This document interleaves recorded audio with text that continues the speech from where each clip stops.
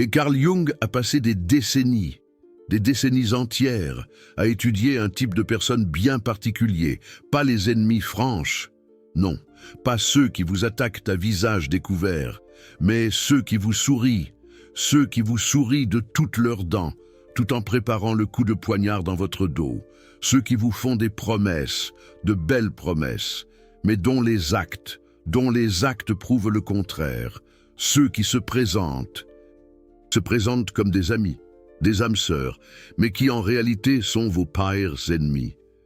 Et Jung a fait une découverte troublante.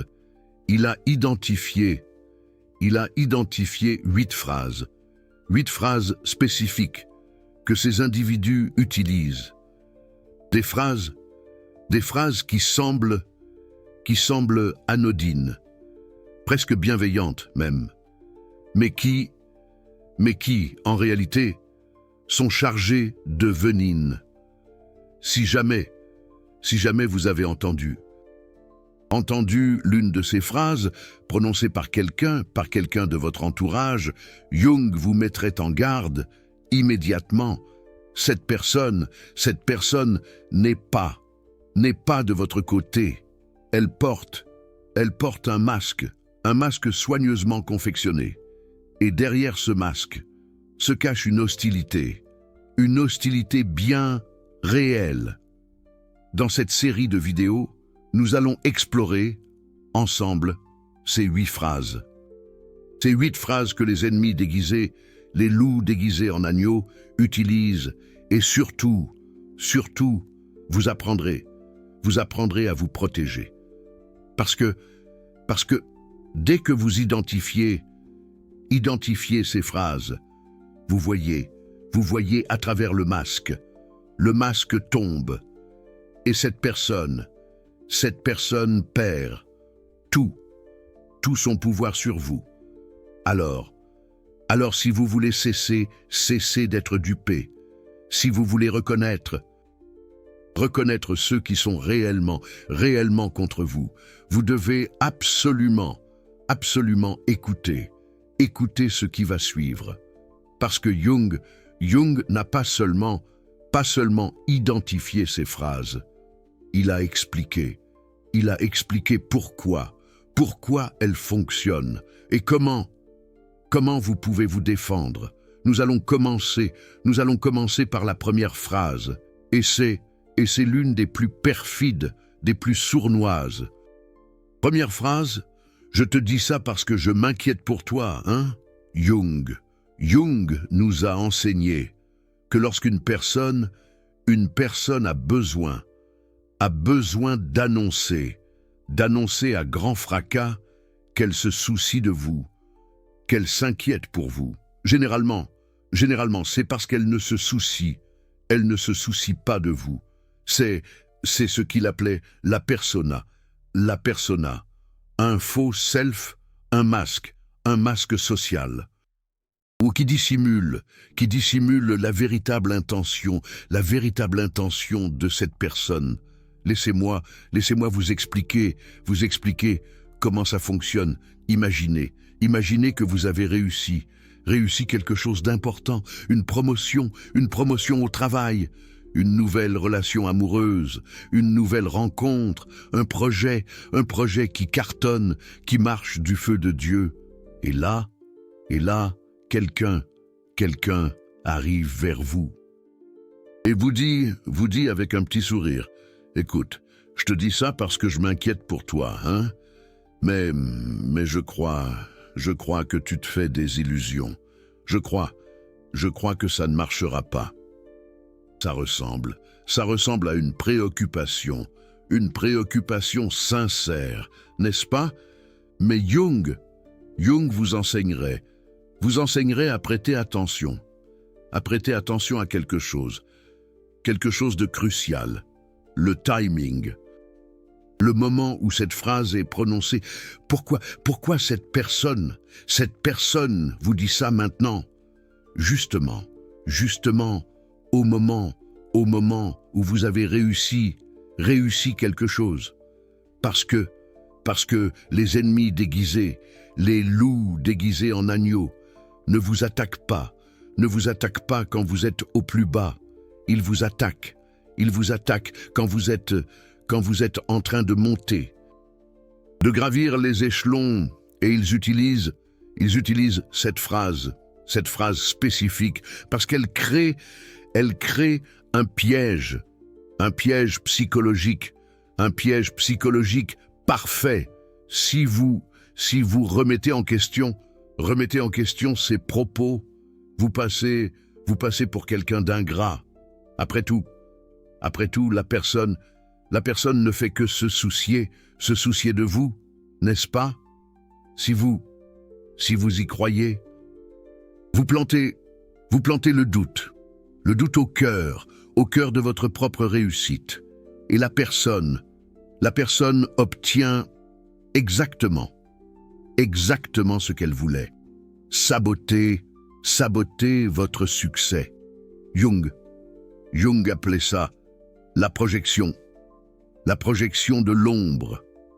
La personne projette sa propre envie, son propre venin, son hostilité,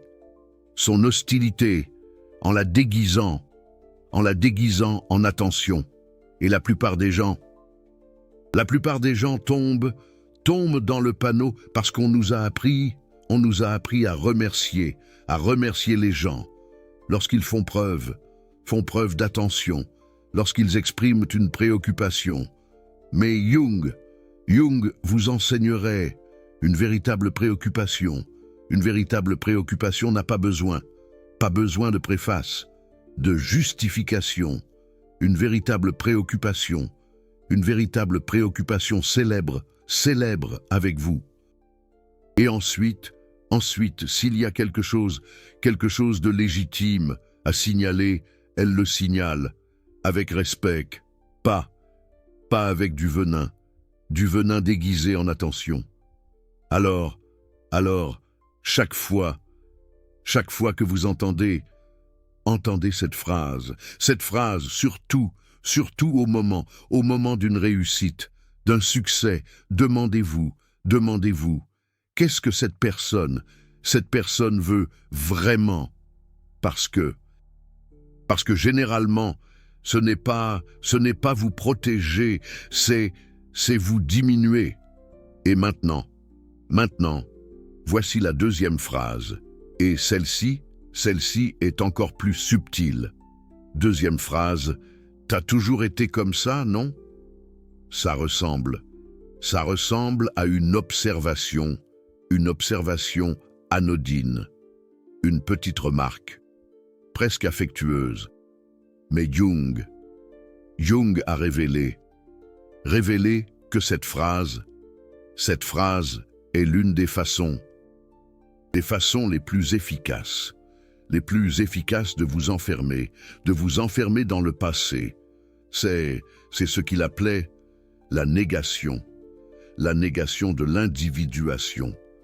Empêcher que vous évoluiez, empêcher que vous grandissiez. Laissez-moi vous montrer comment ça fonctionne dans la pratique. Imaginez que vous avez changé quelque chose d'important, quelque chose d'essentiel dans votre vie. Vous êtes sorti d'une relation toxique. Vous avez établi des limites. Vous avez commencé à vous valoriser, à vous respecter. Et là, quelqu'un vous dit, t'as toujours été comme ça, non? Toujours à exagérer, toujours dramatique, toujours à créer des problèmes. Qu'est-ce qui se passe? Qu'est-ce qui se passe quand vous entendez ça? Vous commencez à remettre en question votre propre changement. Vous commencez à penser, est-ce que je n'en fais pas trop finalement? Est-ce que le problème ne vient pas de moi? Et c'est exactement ce que la personne veut vous faire douter, doutez de votre évolution. Jung expliquait que les personnes toxiques ont un investissement psychologique à vous maintenir tel que vous étiez, parce que lorsque vous changez, lorsque vous grandissez, lorsque vous vous fortifiez, vous devenez moins contrôlable. Et les ennemis déguisés, les loups déguisés en agneaux, ne veulent pas que vous soyez fort. Ils veulent que vous soyez prévisible, manipulable, petit. Alors ils utilisent cette phrase pour vous repousser vers celui ou celle que vous étiez avant. Et le pire, c'est qu'ils disent ça. Ils disent ça avec un ton de familiarité, comme s'ils vous connaissaient tellement bien, comme s'ils étaient sincères, honnêtes. Mais Jung vous enseignerait à reconnaître la vérité. Personne qui vous aime réellement, n'essaie d'empêcher votre croissance. Personne qui est véritablement de votre côté, n'utilise votre passé comme une arme contre votre présent. Les personnes qui vous aiment vraiment, célèbrent lorsque vous évoluez, elles perçoivent le changement, elles respectent l'effort que vous avez fait. Les ennemis déguisés, les loups déguisés en agneaux font l'inverse. Ils nient votre changement. Ils vous enferment dans la version ancienne de vous-même, parce que la version ancienne était plus facile à manipuler.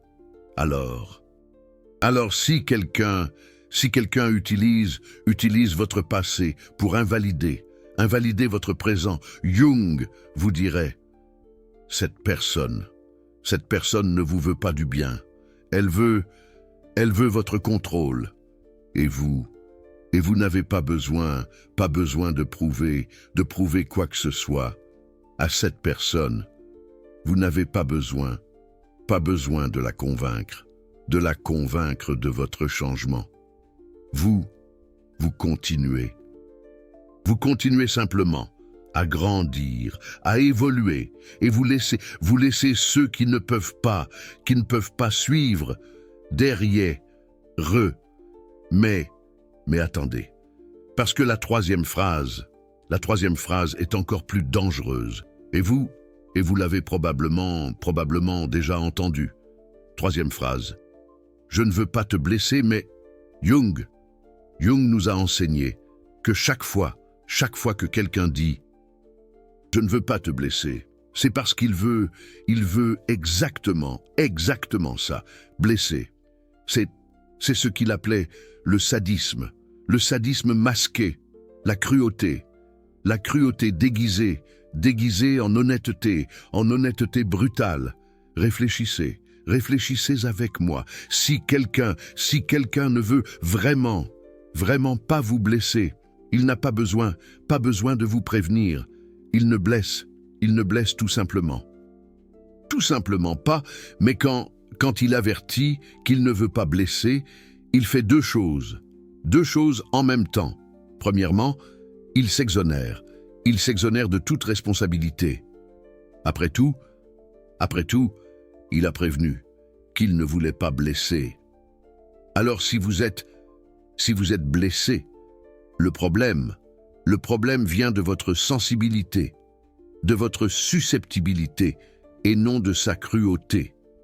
Deuxièmement, il crée une attente. Quand vous entendez « je ne veux pas te blesser », mais votre corps se prépare déjà à l'attaque. Et ça multiplie l'impact de ce qui va suivre. Jung observait ça chez ses patients. Il a vu que ces personnes Ces personnes qui utilisent ce préambule. Ce préambule disent généralement des choses dévastatrices, juste après. Je ne veux pas te blesser, mais tu es ridicule. Je ne veux pas te blesser, mais personne ne te prend au sérieux. Je ne veux pas te blesser, mais tu te fais des illusions. Tu te fais des illusions si tu penses que ça va marcher. Et le plus douloureux, c'est que ces personnes se présentent généralement comme des amis honnêtes. Elles disent, quelqu'un doit te dire la vérité. Mais Jung vous enseignerait à différencier la vérité avec compassion, vs la cruauté avec excuse, une vérité authentique, peut-être dure à entendre, mais elle est accompagnée de bienveillance, de sollicitude, de contexte, d'intention de vous aider à grandir. Le sadisme masqué arrive pour détruire et pour humilier, pour vous faire sentir petit. Et la personne qui utilise cette phrase sait exactement ce qu'elle fait. Elle calcule le dommage. C'est pourquoi Carl Jung mettait en garde. Quand quelqu'un vous annonce qu'il va vous blesser, croyez-le et protégez-vous, parce que peu importe ce qu'elle dira ensuite, l'intention est déjà claire dans le préambule. Et vous n'avez pas besoin d'absorber de la cruauté juste parce que quelqu'un appelle ça de l'honnêteté. Maintenant, il y a 3 personnes qui ont ignoré ces 3 premiers signaux. Et toutes l'ont regretté après, parce que quand vous ignorez ces phrases, quand vous rationalisez le comportement de ces personnes, vous leur donnez la permission de continuer. Et elles continuent, toujours. Mais avant de vous montrer la 4e phrase, qui est possiblement la plus traîtresse de toutes, je dois vous dire quelque chose. Vous venez d'apprendre 3 schémas psychologiques que Carl Jung a mis des décennies à étudier. 3 phrases qui peuvent vous sauver d'années de souffrance avec des personnes toxiques.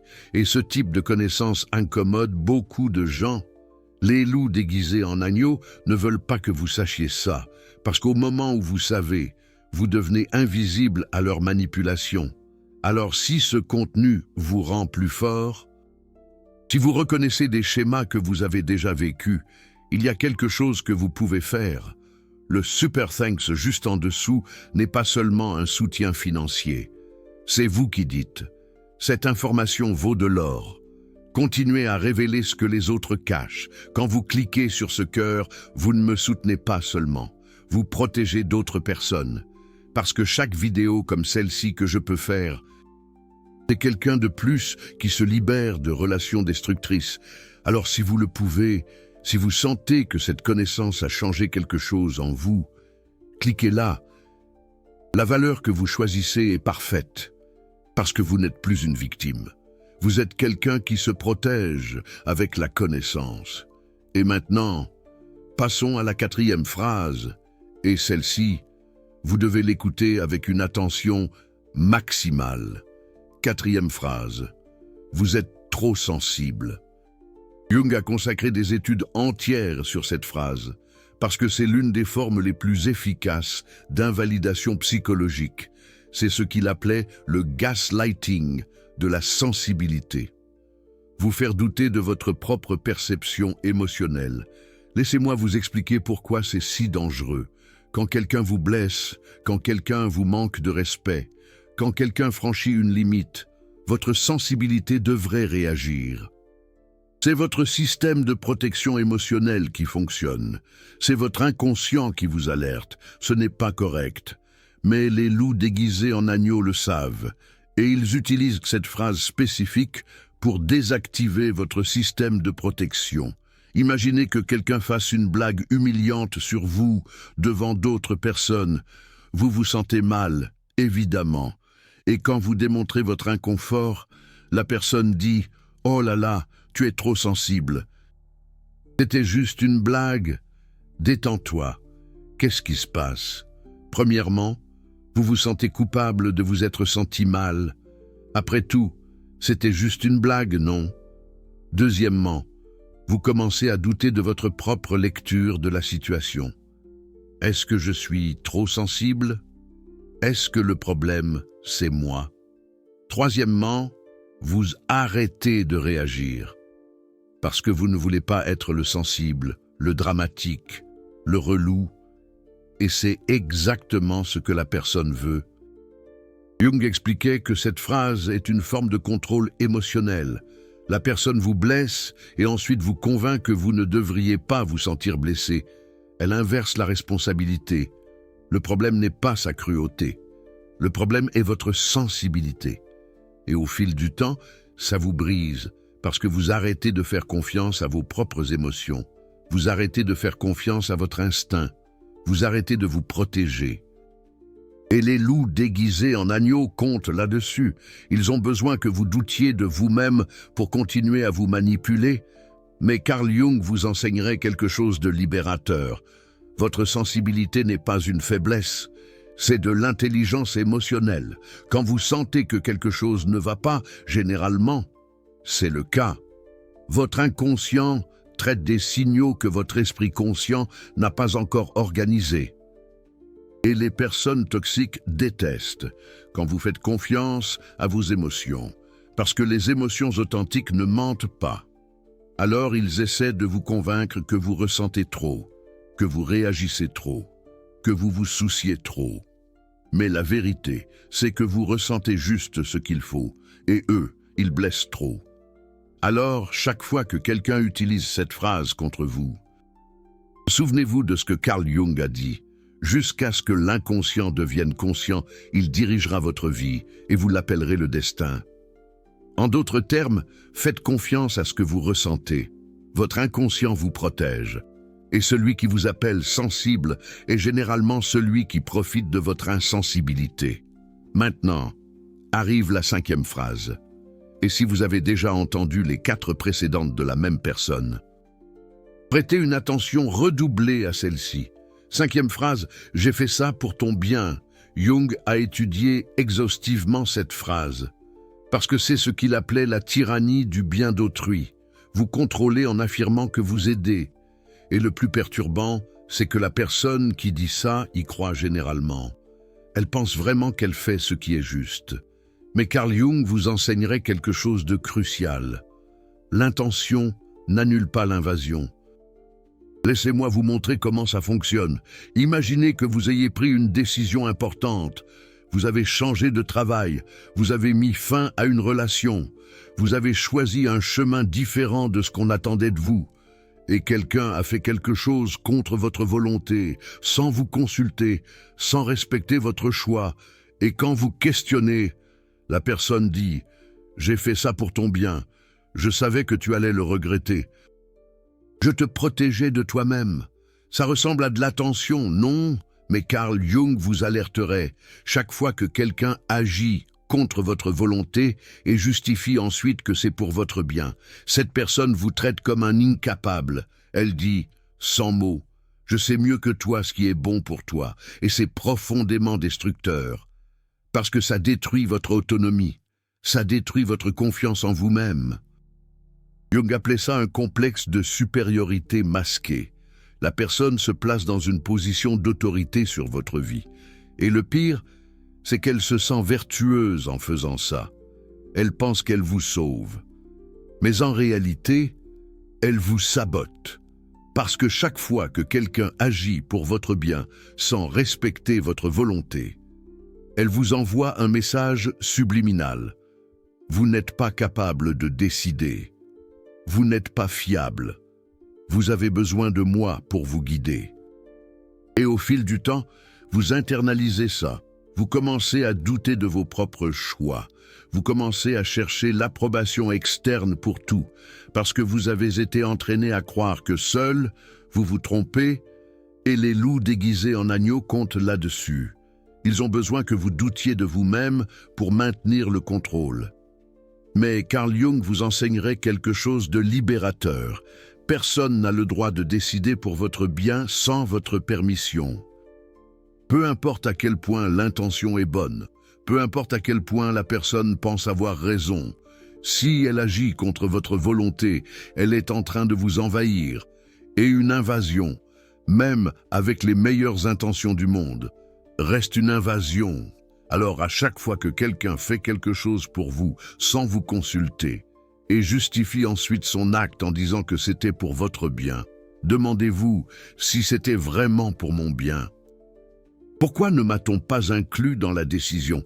Parce que les personnes qui veulent sincèrement votre bien vous respectent comme une personne capable. Elles vous consultent. Elles font confiance à votre discernement. Elles vous incluent. Les ennemis déguisés font l'opposé. Ils décident pour vous. Et ensuite, ils vous convainquent que vous devriez les remercier. C'est presque un lavage de cerveau. Mais vous ne devez pas. Vous devez établir des limites. Et dire clairement, mon bien, je le décide avec moi, pas sans moi. C'est non négociable. Et maintenant, la 6e phrase, et celle-ci est dévastatrice, parce qu'elle semble complètement inoffensive. 6e phrase, tu exagères. Jung a identifié cette phrase comme l'une des formes les plus subtiles de manipulation psychologique. C'est de la perversion. C'est ce qu'il appelait la minimisation de la réalité. Vous faire douter de la gravité de ce qui s'est passé. Vous faire croire que vous êtes trop sensible. Et ça fonctionne de manière chirurgicale. C'est une arme. Imaginez que quelqu'un vous a manqué de respect, vous a humilié, a franchi une limite claire, un vrai manque de respect. Et quand vous le confrontez, la personne dit « Tu exagères, ce n'était pas si grave que ça. Tu fais une montagne d'une taupinière. » Qu'est-ce qui se passe en vous quand vous entendez ça? Vous commencez à vous remettre en question. Est-ce que j'exagère vraiment? Est-ce que je suis trop dramatique? Peut-être que finalement, la faute vient de moi. Et c'est exactement ce que la personne veut. Vous faire minimiser ce qu'elle a fait, vous faire questionner la gravité de la violation. Elle retourne la situation. Jung expliquait que cette phrase est particulièrement efficace parce qu'elle attaque votre perception de la réalité. C'est une attaque directe. Ce n'est pas seulement à propos de l'événement. C'est à propos de votre capacité à juger l'événement, votre capacité à voir clair. La personne ne dit pas seulement que ce qu'elle a fait n'était pas grave. Elle dit que vous ne savez pas juger la gravité, que vous êtes incompétent, que votre capteur interne est cassé, que vous ne pouvez pas faire confiance à votre propre évaluation, qu'elle seule détient la vérité. Et au fil du temps, ça vous détruit, parce que vous arrêtez de vous faire confiance. Vous doutez de tout. Vous arrêtez de réagir quand vous devriez réagir. Vous acceptez des manques de respect de plus en plus grands. Vous laissez les autres vous marcher dessus, parce que vous avez été entraîné à croire que vous exagérez, que vous êtes trop sensible, que vous ne savez pas évaluer, que vous êtes nul. Mais Jung vous apprendrait quelque chose de puissant. Si vous l'avez ressenti, ce n'est pas une exagération. Jamais. Vos émotions sont des données. Ce sont des informations de votre inconscient qui traitent la situation. C'est un signal d'alarme. Et quand quelqu'un minimise ce que vous avez ressenti, il n'est pas rationnel. Il est manipulateur. Il est toxique. Parce qu'il sait que si vous croyez que vous avez exagéré, vous allez accepter le manque de respect et il va continuer à vous manquer de respect. C'est un cercle vicieux. Alors, à chaque fois que quelqu'un vous dit que vous exagérez, demandez-vous, qui profite si je crois ça? Parce que, généralement, c'est la personne qui vous a manqué de respect, la personne qui a franchi la limite, la personne qui veut continuer à faire la même chose sans conséquence. C'est elle la coupable, et vous n'avez pas besoin de minimiser ce que vous ressentez pour que quelqu'un se sente mieux à propos de ce qu'il a fait. Jamais. Si vous l'avez ressenti, c'est valide. Et si quelqu'un vous a manqué de respect, c'est à lui d'en assumer les conséquences. Pas à vous de culpabiliser. C'est sa faute. Maintenant, voici la 7e phrase. Et si vous êtes arrivé jusqu'ici, en reconnaissant plusieurs de ces phrases chez quelqu'un de précis, cette prochaine phrase va vous donner une clarté totale, absolue. 7e phrase. Tout le monde pense que tu... Jung appelait ça la tyrannie de la majorité imaginaire. Utilisez une supposée opinion collective pour vous contrôler. C'est diabolique et c'est l'une des manipulations les plus efficaces qui existent parce que cela joue sur notre besoin d'approbation, parce que les humains sont des êtres sociaux. Nous nous soucions de ce que les autres pensent. C'est une partie de notre nature. Nous ne sommes pas des loups solitaires, et les ennemis déguisés le savent. Alors, ils utilisent cette phrase pour vous faire sentir isolé, jugé, faux, comme un paria. Laissez-moi vous montrer comment ça fonctionne. C'est plus sournois que vous ne le pensez. Imaginez que vous avez pris une décision, ou que vous avez agi d'une certaine manière, ou que vous avez établi une limite. Vous avez dit non, et quelqu'un dit « Écoute, je ne voulais pas te dire ça, mais tout le monde pense que tu es difficile. Tout le monde pense que tu as changé. Tout le monde commente sur toi. » Comment vous vous sentez quand vous entendez ça? Vous vous sentez exposé, jugé, seul contre tous. C'est très dur à vivre. Et le plus important, vous commencez à vous demander si vous avez tort. Après tout, si tout le monde le pense, c'est peut-être vrai. Non? Faux? Archi-faux. Jung vous apprendrait à poser 3 questions cruciales. Quand quelqu'un utilise cette phrase, c'est un réflexe à avoir. Première, qui est tout le monde? Des noms, spécifiquement, parce que, généralement, tout le monde. Ce sont 2 ou 3 personnes, ou juste la personne qui parle. Deuxième, qu'est-ce qu'ils ont dit exactement? Pas l'interprétation, les mots exacts. Parce que, généralement, la personne déforme complètement ce que les autres ont dit. C'est un jeu de téléphone arabe. Troisième, pourquoi tu me dis ça? Quelle est ton intention? Parce que, si c'était vraiment pour m'aider, la personne le dirait de manière constructive. Pas en me balançant une bombe émotionnelle, Jung observait que cette phrase vient rarement d'un endroit de bienveillance. Elle vient d'un endroit de contrôle, de domination. La personne veut vous faire sentir isolé. Elle veut vous faire douter de vous-même. Elle veut vous repousser là où vous étiez plus contrôlable, plus malléable. Et elle utilise cette majorité imaginaire parce qu'elle n'a pas d'arguments propres assez forts. C'est une technique de lâche. Alors, elle invente une armée de personnes qui vous jugent, et elle espère que vous allez vous plier au poids de la supposée opinion collective. Ne vous laissez pas faire. Mais Jung vous apprendrait quelque chose de libérateur. Votre vie n'est pas une démocratie.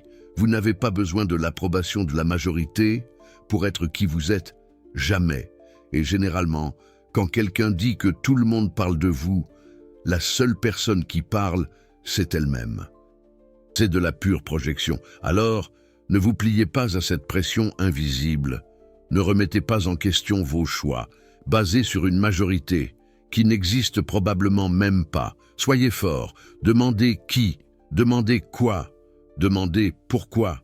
Ne vous laissez pas embobiner. Et, dans la plupart des cas, la personne n'aura pas de réponse, parce que c'était de la manipulation depuis le début. Une tentative de vous rabaisser. Et maintenant, la 8e et dernière phrase, la plus traîtresse de toutes. Soyez très attentifs. 8e phrase, j'ai toujours été de ton côté. Jung a dédié des études spécifiques à cette phrase, parce que c'est ce qu'il appelait une réécriture de l'histoire. Une tentative de vous faire croire des mensonges. La personne essaie d'effacer tout le comportement toxique antérieur, avec une déclaration dans le présent. Elle tente de vous manipuler la mémoire, et c'est dévastateur. Parce que ça vous force à remettre en question votre propre mémoire, votre propre vécu, votre propre vérité. Réfléchissez bien, c'est très pervers. Imaginez que vous avez enfin compris, vous avez relié les points, vous avez vu que cette personne vous a saboté à plusieurs reprises. Vous avez enfin ouvert les yeux, et quand vous la confrontez, quand vous établissez des limites, quand vous vous éloignez, la personne dit « Comment peux-tu me faire ça ?» J'ai toujours été de ton côté, je t'ai toujours soutenu, et vous êtes confus, parce qu'une partie de vous sait que ce n'est pas vrai, mais une autre partie commence à se demander « Est-ce que je suis injuste? Est-ce que j'oublie les bonnes choses ?» Et c'est exactement ce que la personne veut. Vous faire douter de votre propre mémoire, vous faire sentir coupable, d'avoir établi des limites, de vous être protégé. Jung appelait ça du gaslighting temporel. La personne essaye de vous convaincre que l'histoire que vous avez vécue ne s'est pas passée, c'est une forme de folie, que toutes les fois où elle vous a saboté, ce n'était pas du sabotage, que toutes les fois où elle vous a diminué, ce n'était pas une diminution, c'est une perversion de la réalité, qui en réalité, elle a toujours été votre allié, et c'est vous qui êtes ingrat. Mais Jung vous apprendrait quelque chose de crucial. Toujours est un mot absolu. Et les personnes qui ont réellement toujours été à vos côtés n'ont pas besoin de le dire, parce que les faits parlent d'eux-mêmes, les actions prouvent. C'est comme dit souvent ma grand-mère, les actes valent mieux que les paroles. Quand quelqu'un a besoin de déclarer qu'il a toujours été de votre côté, c'est généralement parce que ce n'est pas le cas. C'est comme si Jean-Pierre se mettait à jurer qu'il n'a jamais touché à la bouteille. On se méfierait, non? Et elle le sait. Alors elle tente de réécrire la narration. Elle tente de vous convaincre d'une version de l'histoire où elle est l'héroïne injustement traitée. Pauvre chou. Mais vous avez vécu l'histoire réelle. Vous savez ce qui s'est passé. Et vous n'avez pas à renoncer à votre vérité pour accommoder la fantaisie de qui que ce soit. Jung dirait, confiez-vous à votre mémoire. Confiez-vous au schéma que vous avez observé. Confiez-vous aux fois où vous vous êtes senti mal et n'avez pas compris pourquoi. Parce que votre inconscient a tout enregistré. Tout. Et quand vous connectez finalement les points, quand vous voyez enfin le schéma, ne laissez personne vous convaincre que vous inventez. Jamais. Vous n'inventez rien. Vous êtes finalement en train de voir. C'est comme si, soudain, vous voyiez la lumière au bout du tunnel. Et maintenant que vous connaissez les 8 phrases, maintenant que vous pouvez identifier ces schémas, vous devez savoir une chose, c'est capital. Les ennemis déguisés n'utilisent pas ces phrases qu'une seule fois. Ils les utilisent répétément. C'est un schéma. C'est comme un refrain entêtant qu'on n'arrive pas à chasser de sa tête. Et plus vous reconnaissez de phrases venant de la même personne, plus cela devient clair. Cette personne n'est pas votre amie. Non, elle peut sourire, elle peut être éduquée. Elle peut même dire qu'elle vous aime. C'est comme Sophie, elle est toujours souriante, mais on sent qu'il y a quelque chose qui cloche. Mais les mots ne mentent pas. Le schéma ne ment pas. La vérité finit toujours par éclater comme un bouchon de champagne trop secoué. Et Jung vous a donné ces outils exactement pour cela. Pour vous arrêter de rationaliser. Pour vous arrêter de donner une 2e, 3e, 10e chance. Pour vous confier à ce que vous observez. Et vous protéger. Protégez votre cœur. Alors, que faites-vous maintenant? Premièrement, observez. N'agissez pas immédiatement, mais commencez à faire attention à qui utilise ces phrases avec vous. Soyez attentif comme un chat guettant une souris. Deuxièmement, documentez mentalement. Quand vous entendez une de ces phrases, enregistrez-la intérieurement. Voyez s'il y a un schéma. Voyez s'il y a répétition. Notez tout, comme un détective sur une affaire. Troisièmement, confiez-vous à votre perception. Si vous avez reconnu plusieurs phrases venant de la même personne, croyez en ce que vous voyez. Ne vous laissez pas berner par les apparences. Quatrièmement, établissez des limites. Vous n'avez pas besoin de confronter, vous n'avez pas besoin d'expliquer, mais vous pouvez vous distancer, vous pouvez protéger votre énergie. C'est vital pour votre bien-être. Et cinquièmement, ne vous culpabilisez pas. Les ennemis déguisés sont des experts pour se dissimuler. Si vous avez mis du temps à le réaliser, ce n'est pas parce que vous êtes naïf, c'est parce qu'ils sont habiles. Mais maintenant, vous savez, Maintenant, vous avez les outils. Et au moment où vous identifiez ces phrases, vous voyez à travers le masque, comme si vous aviez des lunettes à rayon X, et la personne perd complètement le pouvoir sur vous. Elle ne peut plus vous manipuler. Jung a dit quelque chose de puissant qui résume tout cela. Connaître sa propre obscurité est la meilleure méthode pour gérer l'obscurité des autres. C'est une phrase à méditer. Traduisant, quand vous reconnaissez ces schémas, quand vous nommez ces manipulations, vous devenez immune à elles. Vous êtes comme un vaccin contre la toxicité. Vous ne tombez plus, vous ne rationalisez plus. Vous voyez simplement et vous vous protégez. Vous érigez un bouclier. Et ça, c'est la liberté, la vraie liberté. Maintenant, je veux savoir de vous, combien de ces 8 phrases avez-vous déjà entendues? Commentez ici en bas le numéro de 1 à 8, sans citer de nom. Seulement le numéro, c'est important, parce que vous devez savoir que vous n'êtes pas seul là-dedans. Beaucoup de gens ont déjà entendu ces phrases. Beaucoup de gens ont déjà été manipulés par des ennemis déguisés. C'est plus courant qu'on ne le pense. Et quand vous partagez, quand vous vous identifiez, vous brisez le pouvoir de ces mots, vous les désamorcez. Alors commentez le nombre de phrases que vous avez reconnues. Et si vous voulez que la prochaine vidéo soit sur comment établir des limites avec ces personnes, commentez limites. Tout simplement, je lis tous les commentaires. Et votre histoire compte. Elle est importante. Et pour vous qui êtes restés jusqu'ici, qui avez regardé jusqu'à la fin, qui voulez vraiment vous protéger, je veux vous laisser avec une dernière vérité de Jung. Il a dit « Votre vision deviendra claire quand vous regarderez à l'intérieur de votre cœur. Qui regarde dehors, rêve. Qui regarde dedans, s'éveille. » Réfléchissez bien à cela. Et c'est ce que vous avez fait aujourd'hui. Vous n'avez pas regardé seulement dehors, vers les personnes toxiques. Vous avez regardé dedans. Vous avez fait une introspection. Vers les moments où vous avez ignoré votre instinct, vers les fois où vous avez rationalisé le manque de respect, vers les schémas que vous ne vouliez pas voir. Et maintenant que vous voyez, maintenant que vous savez, vous ne pouvez plus ne pas savoir. C'est comme ouvrir les yeux après un long sommeil. Ces 8 phrases vont résonner chaque fois que quelqu'un tentera de les utiliser avec vous. Elles résonneront comme un avertissement. Et vous allez reconnaître immédiatement. Vous allez voir à travers le masque, vous ne serez plus dupe et vous allez vous protéger. Vous agirez parce que vous n'êtes plus une victime. Vous êtes quelqu'un qui sait et qui sait se protège. Protégez-vous. À la prochaine vidéo. Et rappelez-vous, ni tout ennemi se déclare, les plus dangereux sourient dans votre visage. C'est ça le pire. Mais maintenant, vous savez identifier.